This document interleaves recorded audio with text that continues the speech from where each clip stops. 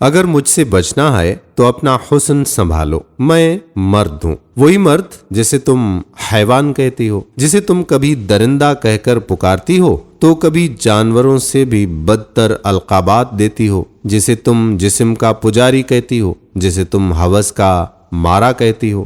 میں مرد تیری ان سب باتوں کا اعتراف کرتا ہوں۔ میں حیوان ہوں، درندہ ہوں، جسم کا پجاری ہوں۔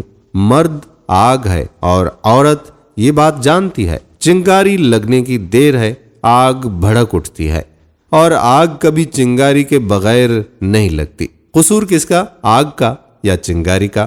فیصلہ آپ خود کریں۔ میں نے روزہ رکھا، کام کے لیے بازار آیا کہ اچانک خوشبو آنے لگی۔ سوچا چھوڑو میاں، روزے سے ہو، نظریں نیچی ٹکائے رکھو۔ لیکن جو ہی خوشبو کا احساس زیادہ ہوا، میں مائل ہونے لگا کہ ہوا سے باختہ ہو کر نظریں اٹھانے پر مجبور ہو گیا۔ نظریں اٹھنے کی دیر تھی، حسین و جمیل پری میری آنکھوں کے سامنے دوپٹہ لیے ایک سائیڈ سے دوپٹہ اپنے کاندھے پر رکھا ہوا۔ کیا حسن تھا، جیسے سارا حسن اسی پر ختم ہو گیا ہو۔ خوب بناؤ سنگھار کیا ہوا تھا، آنکھوں میں کاجل، ہونٹوں پر سرخی۔ میں گھورنے لگا کہ اچانک محترمہ میرے پاس رکیں اور مخاطب ہوئیں۔ ہیلو، اوئے کیا گھور رہے ہو؟ میرے پاس جواب نہیں تھا۔ کیا کہتا؟ ارے اس میں میرا کیا قصور؟ فطرت ہے مرد کی، حسن کو دیکھے گا تو دل للچائے گا۔ لیکن ذرا پیچھے دیکھیے، میرا ایسا ارادہ نہیں تھا، لیکن مجھے خوشبو نے چنگاری لگائی، پھر حسن اور نمائش نے مجبور کر دیا کہ اسے دیکھوں۔ دکان پر گیا، ٹی وی آن کیا، ویسی ہی بے شمار حسیناؤں کو احتجاج کرتے دیکھا۔ میں پھر پریشان۔ اچانک میری نظر ان کے ہاتھوں میں پکڑے مختلف بینرز پر پڑی۔ عورت کو کھلونا نہ بناؤ، عورت کو آزاد کرو، ریپ بند کرو، مجھے گھورنا چھوڑ دو، مجھے آزاد کرو، میں عورت ہوں، کھلونا نہیں ہوں۔ میں عجیب کشمکش میں گم ہو گیا تھا۔ پھر میں نے نتیجہ نکالنے کی ٹھانی کہ غلطی کس کی ہے۔ میں نے محلے اور بازار کے گھٹیا اور آوارہ ترین مردوں سے ایک سوال پوچھا، کیا تم نے کبھی اسلامی برقعے میں ملبوس کسی عورت کو گھورا یا گندی نظر سے دیکھا؟ سب کا ایک ہی جواب تھا، بھائی بھلا ٹوپی والا برقع پہنے لڑکی جا رہی ہو تو کون دیکھے گا؟ ہم تو بس آئٹم دیکھتے ہیں۔ کیا کیا کیا؟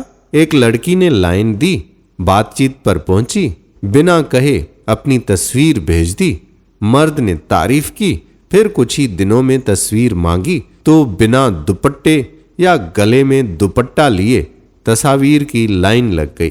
اب مرد کیا کرے؟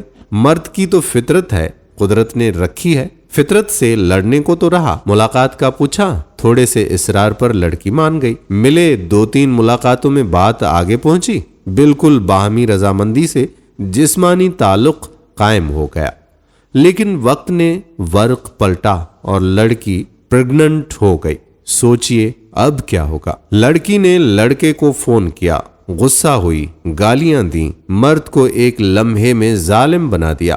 بولنے لگی، تمہاری وجہ سے مجھے یہ دن دیکھنا پڑا، تم نے میری عزت خراب کر دی، تم صرف ٹائم پاس کر رہے تھے، تم تو صرف جسم چاہتے تھے، تم ہوس کے مارے تھے، تم نے میرا استعمال کیا۔ اب کیا ہوا؟ وہی لڑکی ایک کونے میں کھڑی مظلوم بن گئی۔ بات آگے بڑھی، سماج کے کٹہڑے میں آئی، عدالت نے ثبوت دیکھے اور مرد کو ریپسٹ قرار دے دیا، یا پھر مرد کو ظالم اور عورت کو مظلومیت کی پہلی صف میں کھڑا کر دیا۔ مرد تو ظالم تھا، حیوان کہلایا۔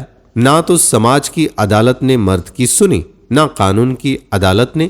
قانون نے آگ تو دیکھی، چنگاری کو نظر انداز کر دیا، عورت کو بری کر دیا اور مرد کو قید کی سزا سنا دی۔ کالم نگار اٹھا، مرد کو حیوان لکھا، درندہ لکھا، جانور لکھا، شکاری لکھا، اور پوری میڈیا پر اسے ذلیل و خوار کر دیا۔ جو دل میں آیا وہ سب کچھ اس کے بارے میں کہہ ڈالا۔ عورت کے انٹرویو شروع ہوئے اور عورت اسٹار بن گئی، اور مرد ایک بار پھر سے تاریخ میں اپنا تعارف حیوانیت کے قصے میں لکھوا گیا۔ بات یہاں بس نہیں ہوئی۔ میں نے ارادہ کیا میں اب عورت کو نہیں گھوروں گا۔ لیکن بازار موبائل لینے گیا، عورت حسن کی نمائش کے ساتھ موبائل بیچ رہی تھی۔ میں سم لینے آفس گیا، وہاں لڑکی، الیکٹرانکس مارکیٹ گیا، وہاں لڑکی، سفر کے لیے بس میں سوار ہوا، وہاں لڑکی، حتیٰ کہ میں مٹھائی لینے گیا تو یقین کیجیے وہاں بھی لڑکی۔ ارے میں تو مرد ہوں، فطرت نے مجھے ایسا ہی بنایا ہے، حسن دکھاؤ گی تو میں تم پر مر مٹوں گا نا، اور جب میں حسن کے نشے میں آ گیا تو میرا نشہ تو وہی بنے گا نا جو مجھے دستیاب ہوگی۔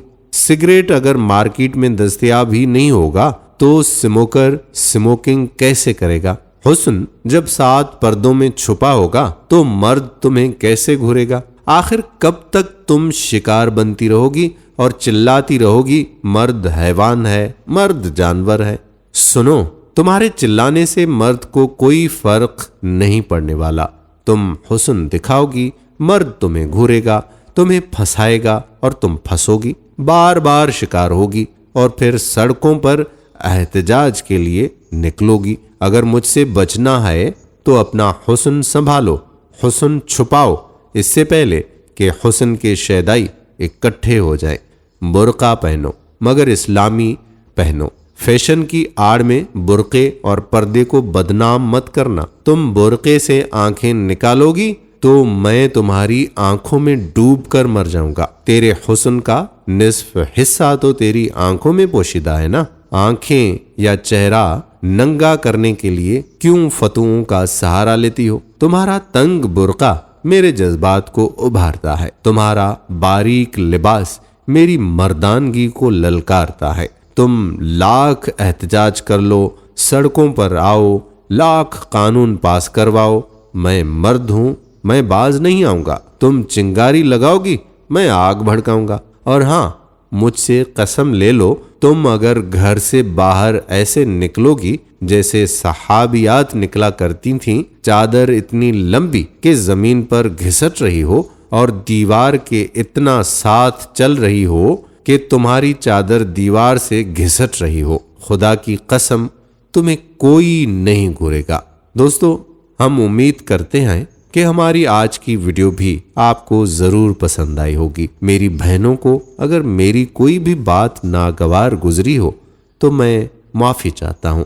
اگر ویڈیو پسند آئی ہو تو لائک بھی کیجیے گا، شیئر بھی کیجیے گا، اور نیچے دیے گئے کمنٹ باکس میں اپنے کمنٹس بھی ضرور تحریر کیجیے گا۔ اگر آپ نے ابھی تک ہمارا یوٹیوب چینل راہ حیات آفیشل سبسکرائب نہیں کیا تو چینل کو سبسکرائب کر کے بیل آئیکن کو پریس کر لیں تاکہ یہاں پر جتنی بھی ویڈیوز اپلوڈ ہوا کرتی ہیں ان کا نوٹیفیکیشن آپ کو بر وقت ملتا رہے۔ آنے والی ویڈیو تک آپ کا میزبان قادر بخش کلہوڑو آپ سے اجازت چاہتا ہے۔ اللہ حافظ۔